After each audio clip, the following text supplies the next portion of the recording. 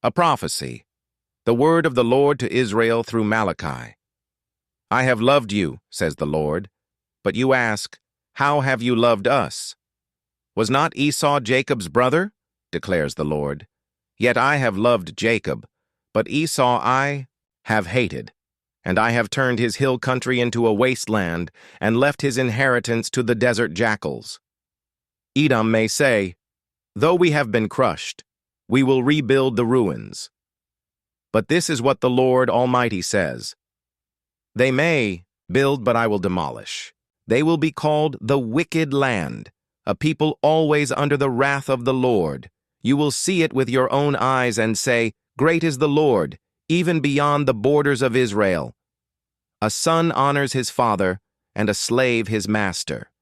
If I am a father, where is the honor due me? If I am a master, where is the respect due me? Says the Lord Almighty. It is you priests who show contempt for my name. But you ask, how have we shown contempt for your name? By offering defiled food on my altar. But you ask, how have we defiled you? By saying that the Lord's table is contemptible. When you offer blind animals for sacrifice, is that not wrong?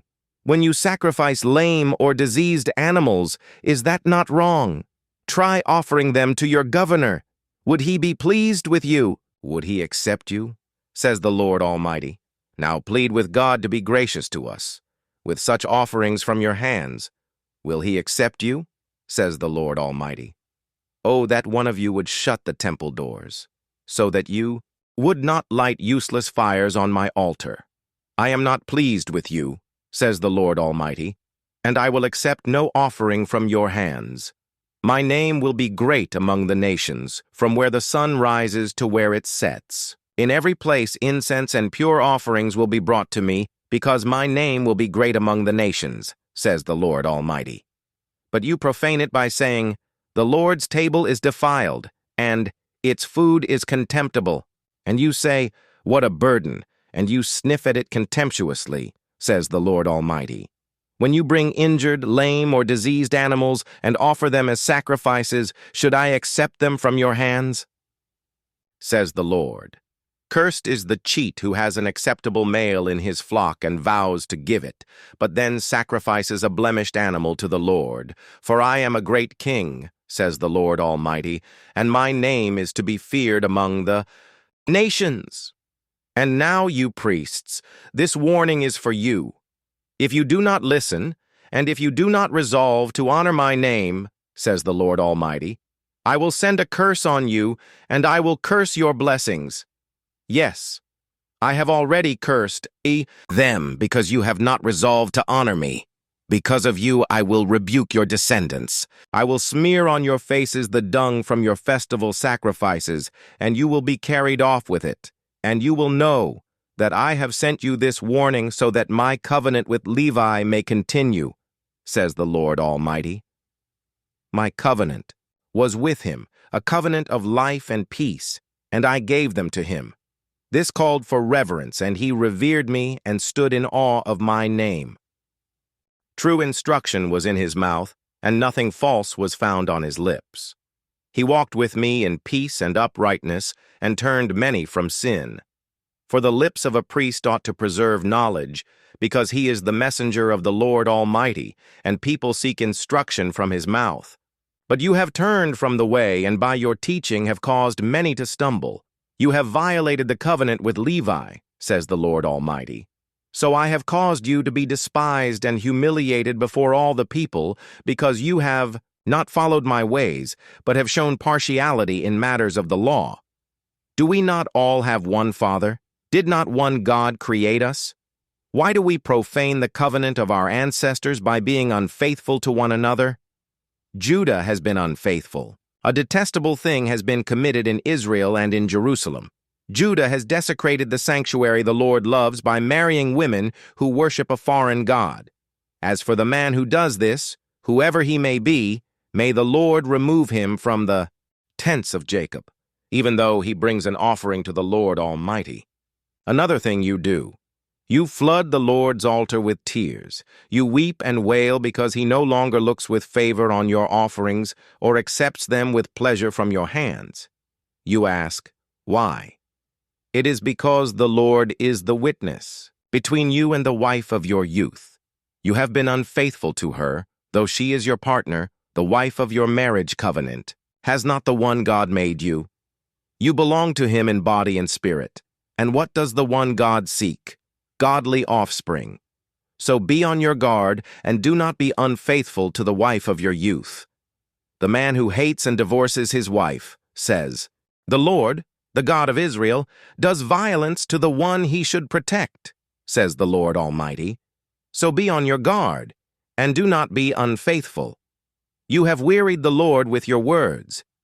How have we wearied him, you ask? By saying, all who do evil are good in the eyes of the Lord, and he is pleased with them. Or, where is the God of justice?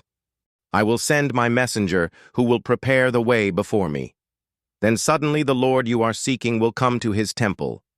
The messenger of the covenant, whom you desire, will come, says the Lord Almighty. But who can endure the day of his coming? Who can stand when he appears? For he will be like a refiner's fire or a launderer's soap. He will sit as a refiner and purifier of silver. He will purify the Levites and refine them like gold and silver. Then the Lord will have men who will bring offerings in righteousness, and the offerings of Judah and Jerusalem will be acceptable to the Lord, as in days gone by, as in former years. So I will come to put you on trial. I will be quick to testify against sorcerers, adulterers, and perjurers, against those who defraud laborers of their wages, who oppress the widows and the fatherless, and deprive the foreigners among you of justice. But do not fear me, says the Lord Almighty. I, the Lord, do not change. So you, the descendants of Jacob, are not destroyed. Ever since the time of your ancestors, you have turned away from my decrees and have not kept them. Return to me, and I will return to you, says the Lord Almighty. But you ask, how are we to return? Will a mere mortal rob God? Yet you rob me. But you ask, how are we robbing you? In tithes and offerings. You are under a curse, your whole nation, because you are robbing me. Bring the whole tithe into the storehouse, that there may be food in my house. Test me in this, says the Lord Almighty, and see if I will not throw open the floodgates of heaven and pour out so much blessing that there will not be room enough to store it. I will prevent pests from devouring your crops, and the vines in your fields will not drop their fruit before it is ripe, says the Lord Almighty. Then all the nations will call you blessed, for yours will be a delightful land, says the Lord Almighty. You have spoken arrogantly against me, says the Lord. Yet you ask, what have we said against you? You have said, it is futile to serve God. What do we gain by carrying out his requirements and going about like mourners before the Lord Almighty? But now we call the arrogant blessed. Certainly evildoers prosper, and even when they put God to the test, they get away with it. Then those who feared the Lord talked with each other, and the Lord listened and heard. A scroll of remembrance was written in his presence concerning those who feared the Lord and honored his name. On the day when I act, says the Lord Almighty, they will be my treasured possession. I will spare them, just as a father has compassion, and spares his son who serves him. And you will again see the distinction between the righteous and the wicked, between those who serve God and those who do not. Surely the day is coming. It will burn like a furnace. All the arrogant and every evildoer will be stubble, and the day that is coming will set them on fire, says the Lord Almighty. Not a root or a branch will be left to them. But for you who revere my name, the Sun of Righteousness will rise with healing in its rays, and you will go out and frolic like well-fed calves. Then you will trample on the wicked. They will be ashes under the soles of your feet on the day when I act, says the Lord Almighty. Remember the law of my servant Moses, the decrees and laws I gave him at Horeb for all Israel. See, I will send the prophet Elijah to you before that great and dreadful day of the Lord comes. He will turn the hearts of the parents to their children, and the hearts of the children to their parents, or else I will come and strike the land with total destruction.